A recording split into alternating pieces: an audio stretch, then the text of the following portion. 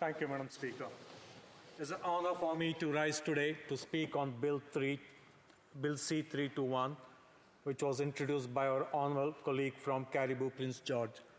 Before I proceed further, I would like, on behalf of 830,000 Hindu Canadians, I would like to again acknowledge and thank the honorable member for his support for my private member's motion, which enabled November every year to be recognized as the Hindu Heritage Month across Canada.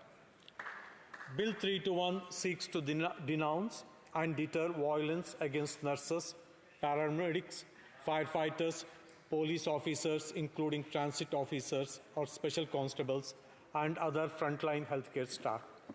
It would amend the criminal code to require a court to consider as an aggravating factor for sentencing purposes the fact that the victim is a healthcare professional or first responder who was acting in the performance of their duties. As highlighted in the 2019 report of the House of Commons Standing Committee on Health, entitled Violence Facing Healthcare Workers in Canada, healthcare workers have a 4 times higher rate of workplace violence than any other profession, despite most of this violence being unreported.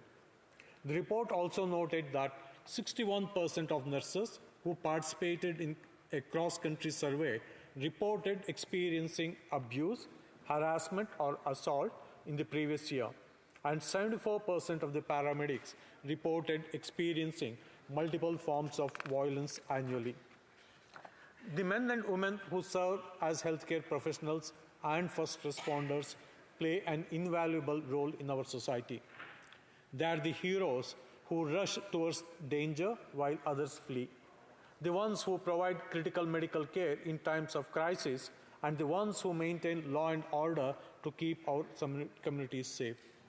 They face countless challenges and risks, working tirelessly to protect and preserve life, often at the expense of their own well-being.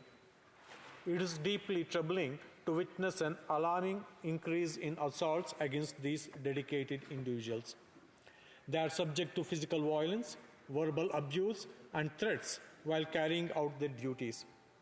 These attacks not only pose a direct threat to their safety, but also undermine the integrity of our healthcare system and emergency services.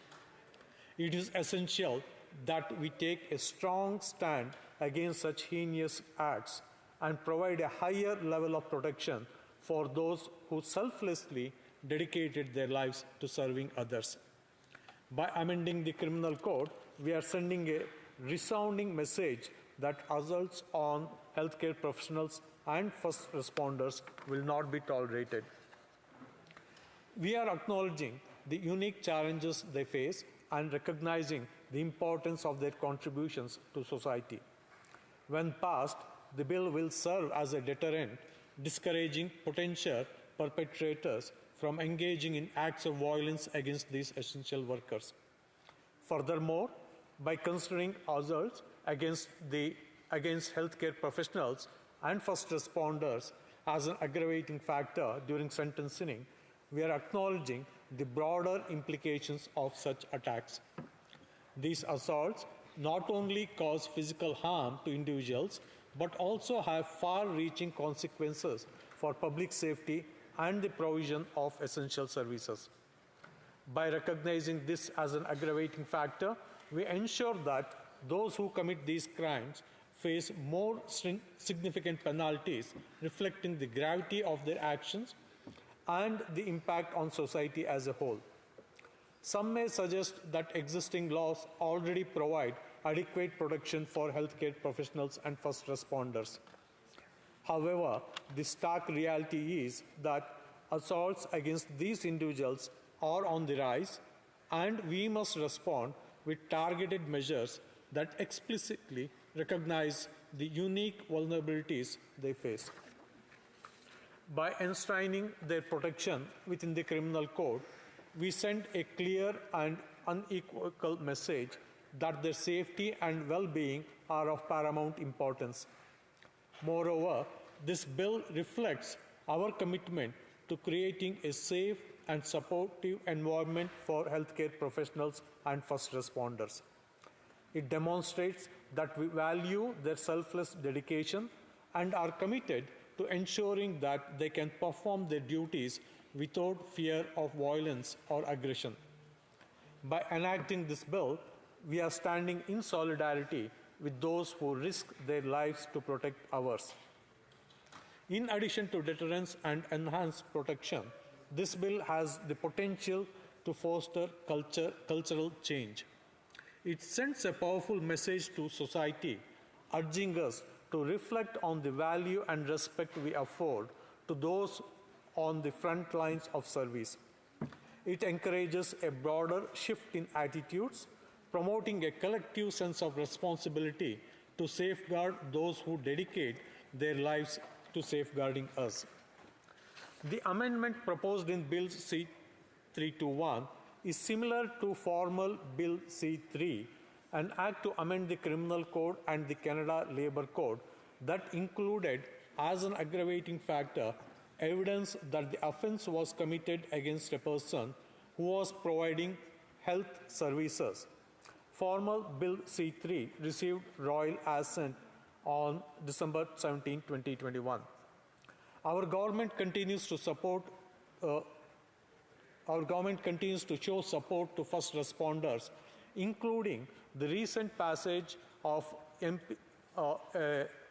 private member's bill, C-224, National Framework on Cancers Linked to Firefighting Act, that was passed on March 8, 2023, third reading and adoption. However, Bill C-321 applies to the performance of any duty by the first responder or the healthcare worker, not just to cases where the victim was providing health services at the time of the offense. Amendments will make the legislation consistent with the terminology used and will provide broad protection so that it does not apply only to healthcare professionals. As citizens, it is our duty to advocate for the safety and well-being of those who dedicate their lives to caring for us in times of need.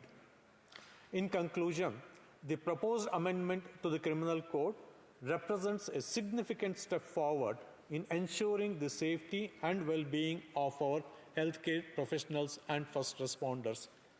By recognizing assaults against them as aggravated offences, we are reaffirming our commitment to protect those who selflessly serve our communities.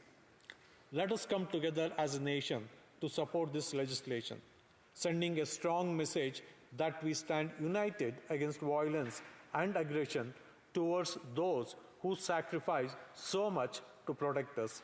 Thank you, Madam Speaker.